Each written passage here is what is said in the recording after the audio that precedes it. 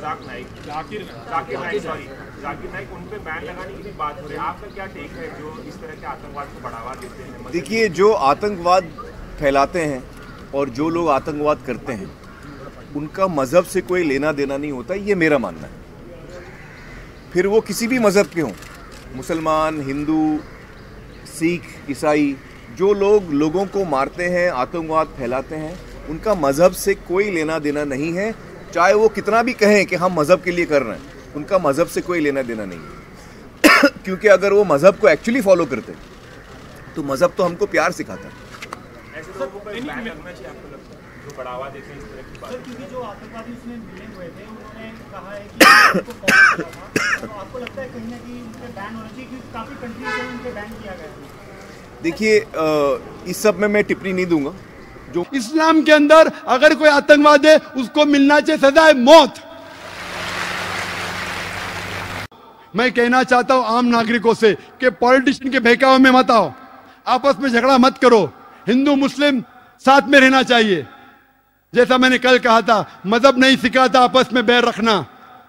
हिंदी है, हम वतन है हिंदुस्तान हमारा, क्यों आपस में झगड़ा करते?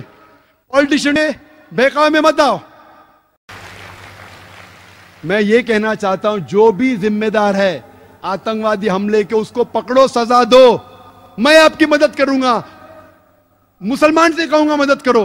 इस्लाम के अंदर अगर कोई आतंकवादी है उसको मिलना चाहिए सजाए मौत। मैं सख्त लॉ के फेवर में हूं, लेकिन ये कहना चाहता हूं, आप टाडा लेके पोटा लेके, पोटा लेके मकोका लेके, मैं आपके साथ हूं। लेकिन अगर कोई बेगुनाह को कोई मकोका में डालता है और अगर 6 महीने बाद, 1 साल बाद साबित होता है बेगुनाह है, पुलिस ऑफिसर को अंदर डालो।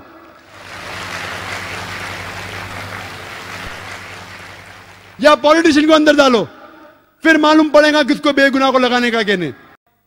और हम सब हिंदुस्तानी, चाहे हिंदू हो या मुसलमान हो, हम में डिफरेंस हो सकता है, हम में कुछ बात पे इख्तिलाफ हो सकता है, लेकिन आपस में झगड़ा नहीं करना चाहिए, आपस में एक दूसरे की जान नहीं लेना चाहिए। हम साथ हैं तो इंशाअल्लाह सब मजहब सिखाता है कि कोई बेगुनाह को कत्ल नहीं करना चाहिए, फिर ही ये आतंकवादी फोर्स इस देश को छोड़ पाएंगे। तो ये कहना कि सिर्फ मुसलमान ही आतंकवादी हमले कर सकता है, ये बिल्कुल गलत है। आप कहते हैं 100%, ये बिल्कुल मानने को तैयार नहीं हो सकता है मुसलमान कर सकते, तो क्यों मुसलमान को ही टारगेट किया जा रहा है? बराबर तहकीक करो, मुसलमान रिस्पॉन्सिबल पकड़ो, हम आपका साथ देंगे, लेकिन बेबुनियाद पकड़ना मेरे हिसाब से सही नहीं। अगर मुसलमान कुछ गलत काम करते हैं तो नाम आता है का मुस्लिम टेररिस्ट। बाकी कौन गलत काम करता है तो उसे इलाके से जाना जाता है।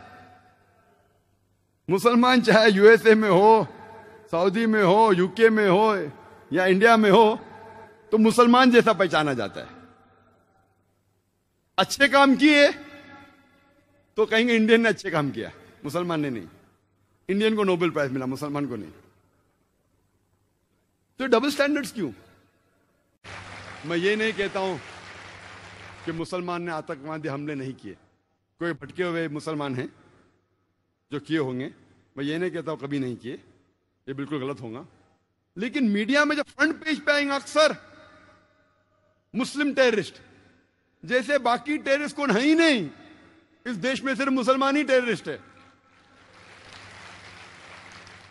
जब तहकीक करते पता लगता है कि सिख टेररिस्ट भी है, बिंदरवाला ग्रुप, और ये सिख टेररिस्ट ने 5 जून सन 1984 में उनने गोल्डन टेम्पल को कब्जा किया। इंडियन आर्मी फोर्स जाती है, उनको बाहर निकालती, 100 लोग की हत्या होती है।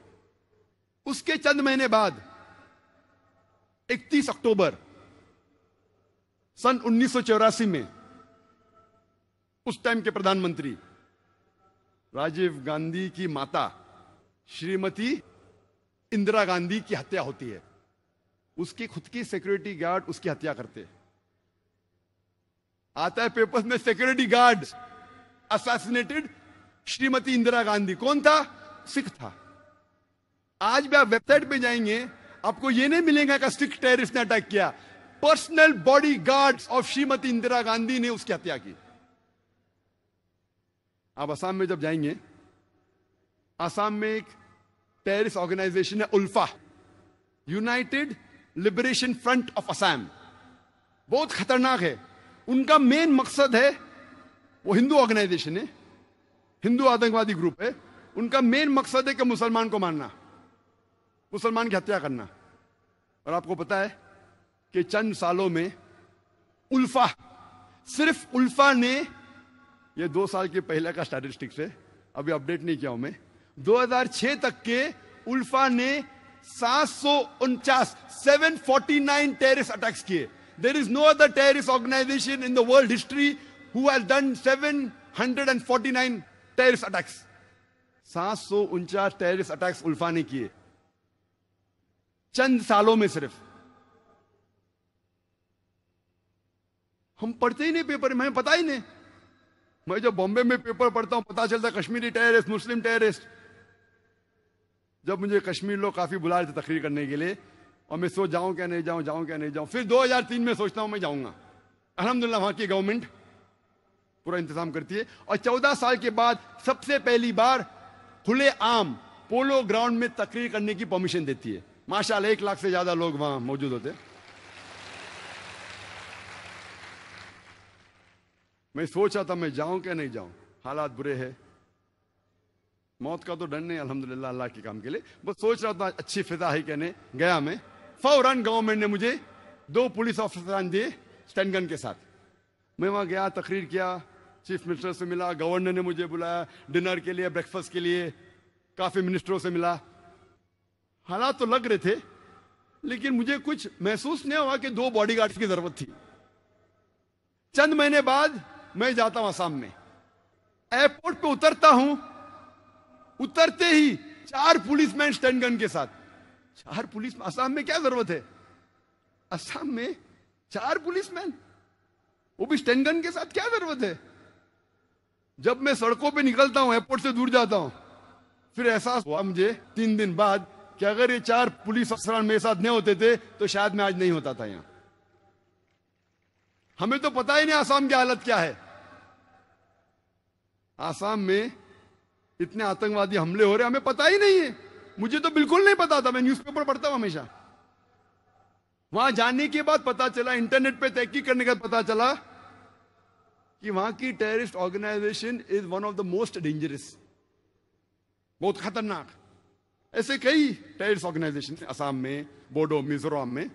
कई क्रिश्चियन ऑर्गेनाइजेशन है, मीजो क्रिश्चियंस ऑफ नागा, वो भी आतंकवादी हमले करते। और एक हमला किया था 2 अक्टूबर को, 2 तारीख अक्टूबर के सन 1984 में 44 हिंदू लोग का कत्ल करते ये क्रिश्चियन ऑर्गेनाइजेशन, और कई लोग को जख्मी करते। खाली क्रिश्चियन लोग ने कितने हमले किए हिंदुस्तान में वक्त नहीं है, क्योंकि 10 बजे तकरीर बंद करना है हमें।